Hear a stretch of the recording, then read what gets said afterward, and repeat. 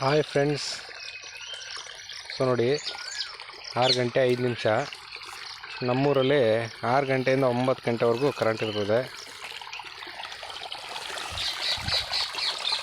ನೋಡಿ, ನಾನು ಬೆಳಿಗ್ಗೆನೇ ಎದ್ದು ನಮ್ಮ ತೋಟಕ್ಕೆ ನೀರು ಕಟ್ಟೋದಕ್ಕೆ ಅಂತ ಬಂದೆ. ಸೊ ಕರೆಂಟ್ ಇತ್ತು. ನೋಡಿ ಫ್ರೆಂಡ್ಸ್, ನೀರು ಕಟ್ತಾ ಇದ್ದೀನಿ. ರೈತರ ಜೀವನ ಕಷ್ಟ ಆದರೂ ಇಷ್ಟಪಟ್ಟು ಮಾಡೋವಂಥ ಕೆಲಸ ಇದು. ನೋಡಿದ್ರಲ್ಲ ಸ್ನೇಹಿತರೆ, ನೀರು ಹಾಯಿಸೋದಕ್ಕೆ ಅಂತ ಬಂದಿದ್ದೀನಿ. 9 ಗಂಟೆಗೆ ಹೋಗುತ್ತೆ ಕರೆಂಟು.